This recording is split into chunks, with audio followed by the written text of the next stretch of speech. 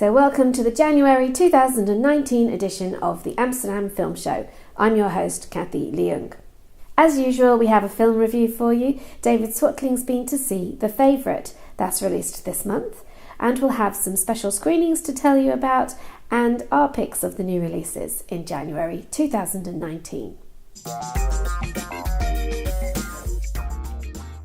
Special events this month. We have the Pact Festival at the Pathé Tuschinski. So this is a one-day ticket. You can go on either Saturday the 19th of January or Sunday the 20th of January. And you get 5 preview screenings all in one day. So the films for this edition run like this. Can You Ever Forgive Me, first up, then a lunch break, If Beale Street Could Talk, Vice, then a longer dinner break, Green Book, and then Arctic to close the night. It ends about 11 o'clock. So these are all 5 Oscar-worthy films. If you don't believe me, look them up. And they're all advanced screenings for Amsterdam. The tickets are €30 or less if you have a Pathé Unlimited card. Alternatively, this is one for the students perhaps, you've got late night screenings on Monday nights as normal, the Modern Classicers season at the Criterion, that's a student-run cinema in Oost. So they're running a Murder Mysteries series in January 2019 as part of their Modern Classicers late night Monday night film at 10 o'clock. That's 10 o'clock at night. So these are not your run-of-the-mill whodunit mysteries. These film programmers at the Criterion have kind of gone off the beaten track for this selection. Memories of Murder is from 2003. It's a well-reviewed serial killer film from South Korea. And they've also got 1951 Japanese classic Rashomon. And both of these films will be screened with English subtitles.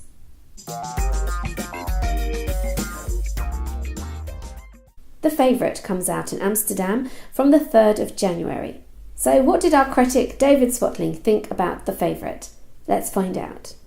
If you want to start your new film year off with a bang, The Favourite has arrived in Dutch theatres, and it's certainly an interesting way to begin the year.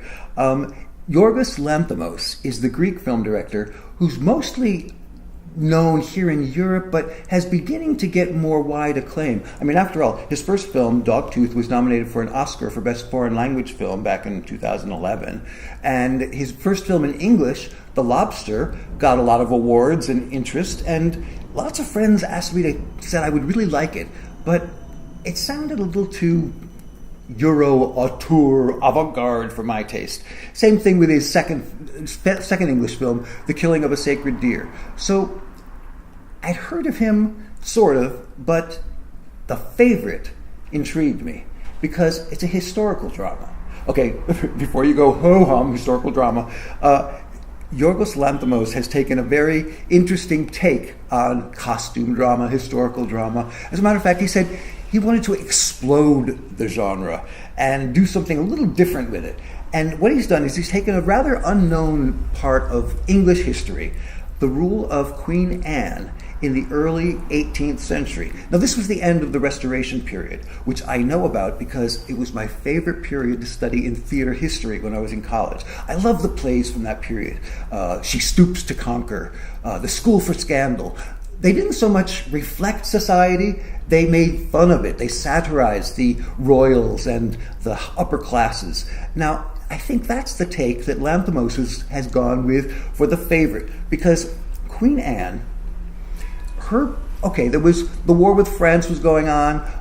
It was the beginning of the two-party system in England, but she was considered kind of a weak, sickly ruler because mostly things were being run by her best friend from childhood, Lady Marlborough, Sarah, who actually was ruling the country through Queen Anne, or at least that's the way it's portrayed here. Because what this film does is it takes a little political, emotional, psychological triangle, because into the Queen Anne and Lady Marlborough mix comes Abigail, a cousin of Lady Marlborough's, whose family has a reversal of fortune, and she's forced into servitude. She's hired on as a scullery maid in the palace.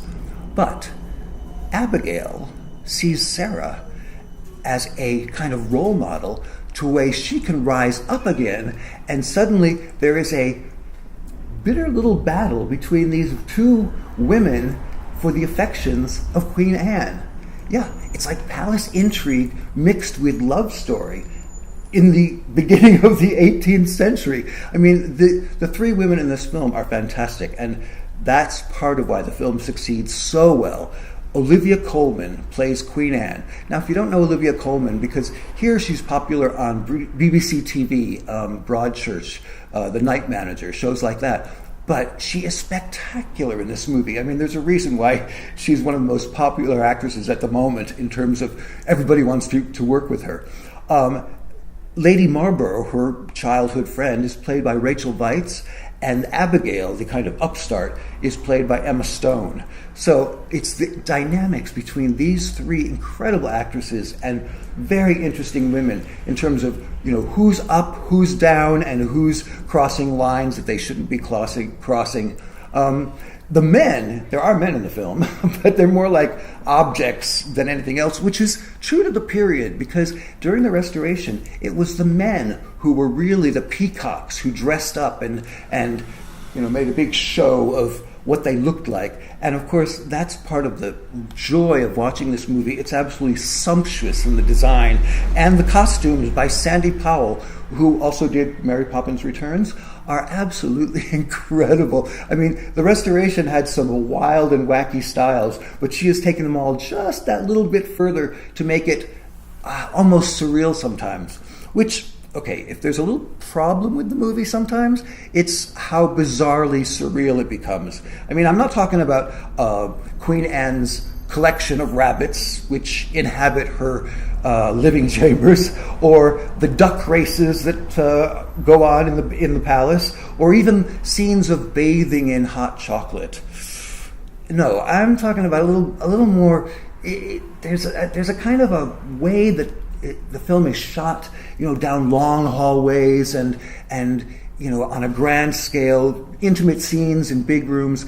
It's every once in a while, it's kind of, and this is a problem with period drama, it slows down. I mean, I almost nodded off a couple times. So if that's not your thing, but I can highly recommend it just on the basis of the performances by Olivia Colman, Rachel Weisz, and Emma Stone, and a very interesting take on history. Maybe not historically accurate, but that wasn't director Lanthimos' intention. What he wanted to do was make a really fascinating power struggle between these three incredibly interesting women, and forget historical accuracy, go for wit and dark, dangerous twists in the plot.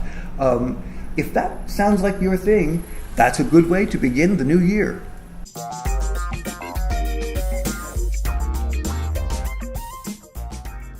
From the 10th of January, we have Creed 2, sports drama starring Michael B. Jordan, Sylvester Stallone, and Tessa Thompson. So this is a follow-up to Creed, which was itself a follow-up to the Rocky films. From the 10th of January, Stan and Ollie, a biopic starring John C. Reilly and Steve Coogan as Laurel and Hardy at the tail end of their careers. And this looks brilliant. Free Solo from the 10th of January, a stunning documentary following Alex Honnold as he free solo climbs the El Capitan in the US. From the 17th of January, Glass, action fantasy horror, director-screenwriter M. Night Shyamalan. Bruce Willis, Samuel L. Jackson and James McAvoy star in this kind of a follow-up to Shyamalan's last scary film, Split. From the 17th of January, Mary Queen of Scots, a historical drama starring Saoirse Ronan and Margot Robbie. Are we really ready for another film covering this period in history? I don't know, but expect good acting. From the 24th of January, Serenity, a thriller, set on a fishing boat in hot tropical waters and starring Matthew McConaughey. For the fans, that's probably all you need to know.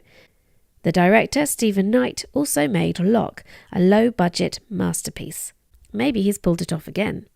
So that's it for the Amsterdam Film Show for January 2019. See you next time.